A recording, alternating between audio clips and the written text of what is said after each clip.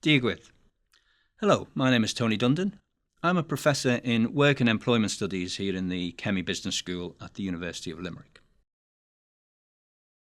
My background is perhaps atypical and not one you might expect to become a business school university professor. I left school in Liverpool at 16, no formal qualifications, and after several jobs I started an apprenticeship as a printer. Jump forward a decade or so, I went then to what was an adult residential college called Coleg Harlech, part of the University of Wales. 2 years studying at Coleg Harlech got me accepted into the University of York, studying economics, politics and social history. Then a master's degree in industrial sociology, at which time someone suggested I might be interested in a PhD. At the end of my PhD, I started working for the Trade Union Congress in the UK. I was training shop stewards and health and safety representatives. I then took up a postdoctoral research position at the end of my PhD at UMIST, the University of Manchester's Institute of Science and Technology, and I then moved to Galway University, where I became a professor and head of the management department. I then took up a chair in employment studies at Manchester University for several years and moved to UL as a professor in work and employment studies. My research is about work and employment standards. Academically, it is situated perhaps closely to labour sociology and labour market regulation.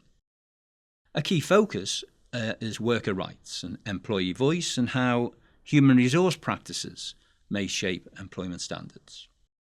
In particular is new business models such as the digital platform economy or the gig economy. My research often takes as a starting point how neoliberal market forces shape or undermine people's rights at work. Things like jobs being privatised, about governments promoting what might be termed voluntarist employment regulation. The idea there is that businesses can self-regulate or managers seek to empower workers to self-regulate for themselves.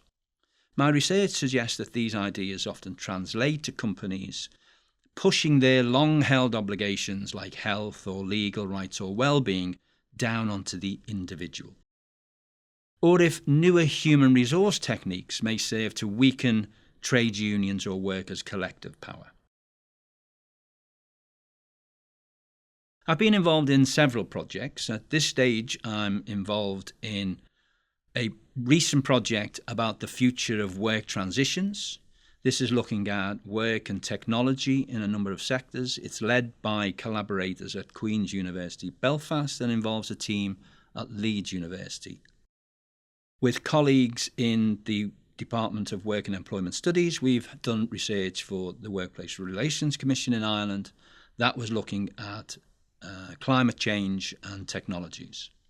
My research might ask about the experience of those who perhaps deliver your pizza late at night, or what life is like for those who make your smartphone, who work in a global supply chain somewhere across the world.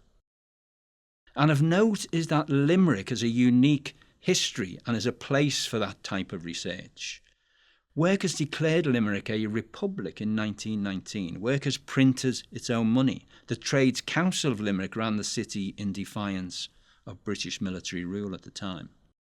And today I'm part of the only university department of work and employment studies, certainly the largest and perhaps the most progressive of such an academic group across all of Irish universities, and the department which is situated in a business school named after a left-wing politician, Jim Kemmy, who was a strong advocate of good jobs and equitable employment standards.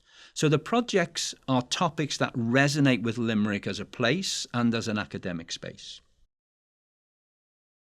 How my research informs teaching and practice involves several aspects. First is there's often a lot said in academia about impact and how research can inform things. There's also a lot of hype about such things.